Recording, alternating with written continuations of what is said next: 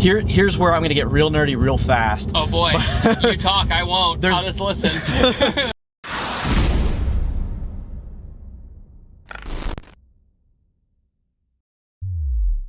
Kevin Bandy, it's been a while. It has. The first video I ever did with you was in 2016.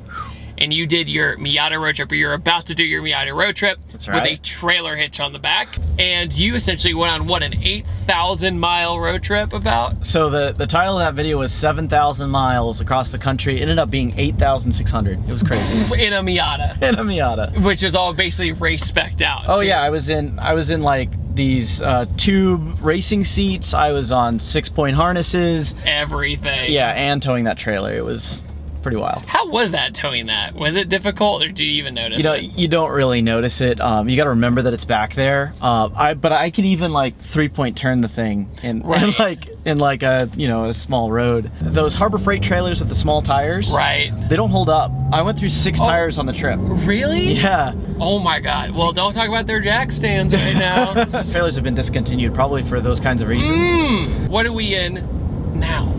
So this is a 2009 BMW 128i. Please don't leave.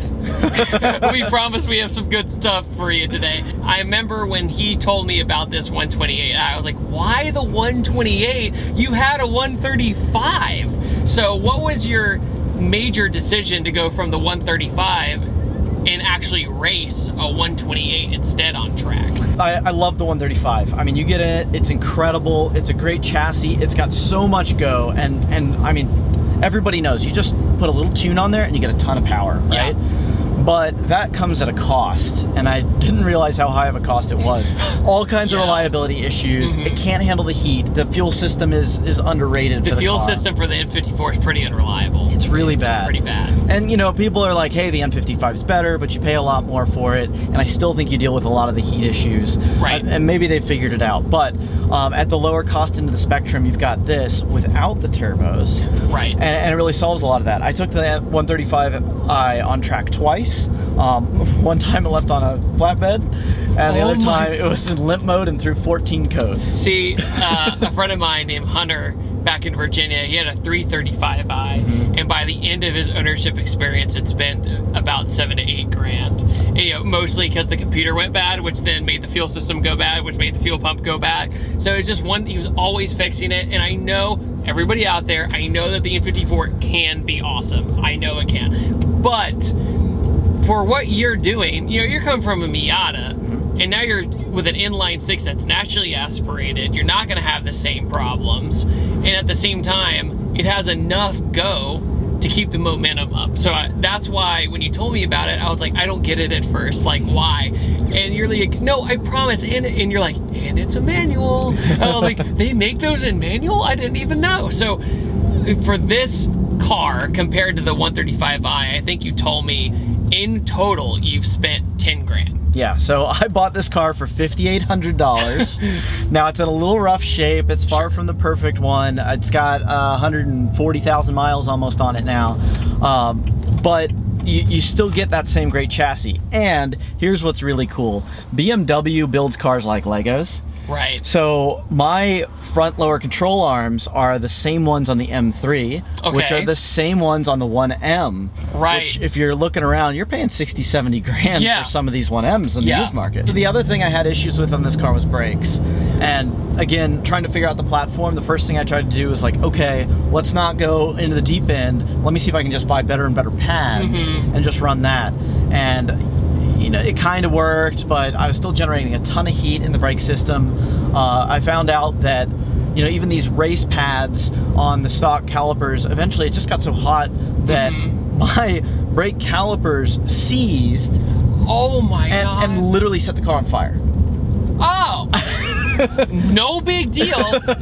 So you're telling me that you drove this car to me, and you didn't tell me that it caught on fire. Oh my God, I thought you were better than this. It's been fixed, don't worry. I'm just kidding. I mean, you'd be surprised with some cars I've driven. I'm like, oh my God, why didn't you tell me this, a week before But no, that's funny. But I believe okay, it's not funny then, but it's funny now. But you've seen, like at an IMSA race or something, you see how the brake rotors glow red. But then as soon as they start accelerating again, they cool right back off. Right. I was getting this weird feeling from the car. It was clearly sticking, and I brought it into the paddock, and it was that red parked.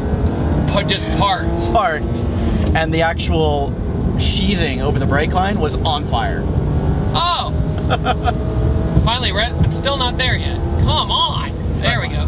No, this thing is smooth. It's really smooth. Really easy to drive. I mean, like, I'm sure with more practice I'd be better, but it's just one of those things where it's so weird revving out a modern BMW that doesn't have force induction on it. You know what I mean? I'm so used to force induction on these. When I drive this car and I open the door and I smell a Crayola box, you know, it's one of those things where, yeah, I can tell that it's the same chassis as the 1 Series or 135 1M. What did you do to make this car handle the way you wanted it to? All right, so I knew I was kind of going into uncharted waters. There are people that track 135s, but it's pretty uncommon for people to track the 128. No way. Yeah, exactly. So I had to kind of learn a lot of this for myself. Sure. So I took the car just like right out of the box, and I immediately went to the track to go discover it. And what I found was I just shredded tires. I had the same issue in the 135, and out of the box, you just can't get camber out of it. Okay. So when you're going around a turn, it's a heavy car, you roll over the edge of the tire, you wear that tire out. Sure. Just on the edge, and you go through them really quick. So camber is a must. And it would help to stiffen up the car a little bit, so I could tackle both with some pretty cheap do-it-all suspension. Sure. Yeah, I got this ISC coilover kit that Beamer World sells. It's certainly not like a big brand that people ooh and awe over. It's not even a brand that gets people excited in the stance scene. Right. But it had good momentum behind it. It sounded like it was a good solution, and it got me my camber plates and the actual coilover suspension itself, so it solved all those problems for me, and that was only $1,000. And here's what I assume I compromised doing that. You can tell, maybe you can tell from the video, but just driving around town, if you go over like a pavement transition or something, it's very noticeable. The NVH has gone way up. But the trade-off there is on track. It's really planted. There's a ton of mechanical grip. The car feels very confidence-inspiring around the track. So the trade-off was reasonable for me. If I continue to campaign this car for years and years to come, right, I might spend $3,000 on a suspension setup, but I wanted to get over that minimum hurdle. Plus, you learned about the car first. You used cheaper parts at first. Not saying they're bad quality, but you used cheaper ones at first at lower risk in case you wanted to keep going with this car. And at the same time, like, it's to give you guys an example. Kevin, what tracks have you done in this car? Can you name them all? So they're all in the back. So. Yeah, all right. So I've got this cool thing on the back window. I've got all the tracks that I've ever been to, the track maps on there, and all the ones that I put in white versus silver, I've actually driven this car in. Okay. So when I first got it, I immediately went to AMP, did that a couple of times. Sure. That's here in Georgia. Went to Road Atlanta. I drove this thing all the way up to Lime Rock. What? I didn't know that. You went all the way to Lime Rock in this thing? Yep, all the way to Connecticut. Got to drive through New York City, which was an experience in its own, to go run Lime Rock. And wow. that is a stellar place. Yeah, you like Lime Rock? Oh, yeah. Yeah, I've never been, but I've heard great things about it. Barber. I've run Barber a few times. Cool. In this car. I ran the 135 at Roebling, and haven't brought this car down there yet, but I'll do that. You little pep to her step. See, that 3 liters got some torque, even without the turbos. Yeah, so we talked about this off camera, but you're like, so you trade off, right? You have the top end of the 135i, but the bottom end of the 128i, which is not something I thought I would ever say out loud, because you think twin turbos or everything, but it's instantly, but it kind of tapers off on top. Yeah, it definitely seems to act that way. Now, what's interesting is Power Edition naturally aspirated is kind of proven on this platform, and the way they do it is they swap out the intake manifold with one from different model. Sure. And it becomes 3-stage. Here's where I'm going to get real nerdy real fast. Oh boy, you talk, I won't. I'll just listen. There's basically not a throttle body in this car. What? Yeah, it takes the whole intake cam and moves it closer to the cylinders or further away, and that's how the throttle works. They call it Valvetronic. I believe it's Valvetronic. It's wild. So it actually changes the whole lift of the valves in time. Anyways, so what they do to optimize that is they change the runner length, they change the intake manifold volume dynamically, right? And so there's these little flapper valves in there that do that. Sure. And there's one in this car, and the other intake manifold has 2 of these valves, so they can come up with more different lengths, right? Wow. All right, so all that nerd talk to say, basically, if you look at the dyno graph in this car, it just kind of chops off at the top. It's just like a brick. It's like, yeah. Yep. Exactly. You swap that intake on and you tune for it, and now you get all that power on the top end again. BMW has always had those weird little quirks with their engines sometimes. Like, I remember the first time I learned that a 335i or whatever car it was didn't have a dipstick. You know, like, this, I'm like, what? Why not? It's like, oh, you need the fancy oil gauge. You know, we just were chilling, having a conversation, and we just went around some bends at a decent speed, and it's easy to drive, and it's quiet. Would you say this track driving experience is kind of odd since it's probably so much quieter than your Miata was? So quiet is an understatement. Not only is it well insulated, and it starts out as a premium car, so it's much quieter in here. Right. The exhaust is non-existent. Yeah. And I've never been a guy that's like, oh, I gotta put exhaust on my car. But it's to the point that, like, when I hand it to my dad, he's terrified to drive it because he's like, I don't want to ruin your car. I can't tell when it hits red line. I was like, am I there yet? I looked down, I was like, oh no, I'm not there yet. At Road Atlanta, when I go through the S's, if I stay in 3rd gear, I'll end up topping it out and I don't notice. I'm just like, well, it's uphill, maybe it's a little slow. No, it's pegged out at 7,000 RPM red line. The fact that you're doing that on Road Atlanta, because the gearing is really long too. So incredibly long. Yeah, incredibly long. So that works great as a daily driver, right? Because you're saving gas, it's not loud, it doesn't rev up that much, but at the same time, it's not loud and doesn't rev up that much.